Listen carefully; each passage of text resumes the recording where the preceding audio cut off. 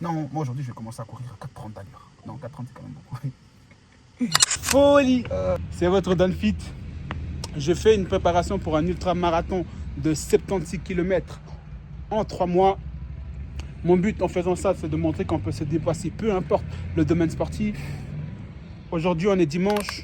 Je dois faire une sortie de 16 km. C'est ma 3e sortie du week-end. Hier, on était samedi. J'ai couru 9 km le matin et 6 km le soir. Et aujourd'hui, vous voyez comme il fait beau. On va profiter. On va faire ça au plus vite. On va aller faire ces 16 km. Let's go! Vous venez avec moi. Eh les gars, j'étais en train de passer un truc là.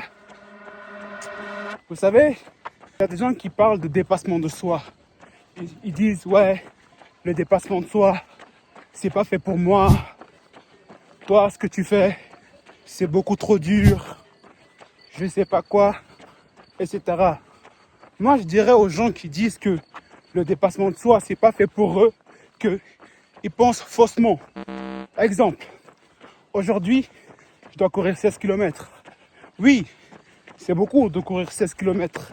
Mais j'ai pas commencé directement aujourd'hui.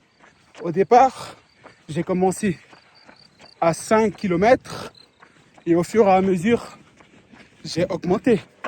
Il faut vraiment qu'on commence à plus se remettre en question comment on pense et ce qu'on dit. Ouais. Moi, je vais maintenant donner un exemple sur moi. Je déteste courir. Wait a minute. J'aime pas ça. Mais comme je n'aime pas courir, je me suis fixé un objectif, courir un ultramarathon. Mais j'ai pas dit que aujourd'hui je vais courir un ultramarathon. C'est pour ça que là, je suis parti sur 3 mois de préparation. Et là maintenant, actuellement, je suis à la 8e semaine. Les premières semaines, j'ai fait quoi? J'ai commencé par courir 5 km. Mais pourquoi j'ai commencé à courir 5 km? Parce que j'ai déjà un passif de sportif. Et pour représenter ça pour vous, si tu n'as pas l'habitude de courir et que aujourd'hui tu sors courir 1 km, tu t'es dépassé. C'est ça la signification du dépassement de soi. Tu n'es pas obligé de te comparer aux autres pour pouvoir te dépasser toi. Combien de personnes vont se dire, moi, je vais aller faire ça et je sais que j'en suis capable. Je ne refuse pas que tu en es capable. Tu peux aller faire, tu vas faire ça une fois. Ok. Mais tellement tu seras dégoûté, même si tu es arrivé, tu auras trop cramé ton corps. Tu vas dire, ah oui, j'ai fait ça, mais c'était beaucoup trop dur. Mais pourquoi c'était trop dur? Parce que tu t'es pas préparé. Tu es venu, tu as fait, ça t'a cramé, ça t'a dégoûté. Et tu dis, ouais, moi, plus jamais je refais ça. Il ne faut pas brûler les étapes. Step by step, comme on dit. Tu aurais fait, tu aurais validé, tu aurais été fier de toi.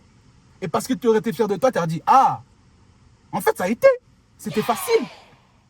Le but, c'est de toujours faire un peu pour toujours avoir envie de revenir après, faire un peu. Tu vois ce que je veux dire? À force d'avoir persévéré et d'avoir augmenté successivement, c'est là que tu te rends compte que, ah ouais, au départ, je courais 1 km, après 2, après 3, et quelques temps après, tu te retrouves à courir des 20 km. Et comme c'est facile, tu vas dire, j'ai les capacités de faire encore plus. Et c'est là maintenant que tu mets tout ça en place. Tu te dis, ok, là j'ai couru 20 km. Je me suis bien préparé, c'était carré. La prochaine fois maintenant, si je suis capable de courir 20 km, comment puis-je faire pour m'améliorer et structurer pour passer même à 50 km? Tu as déjà débunké quelque chose là-dedans.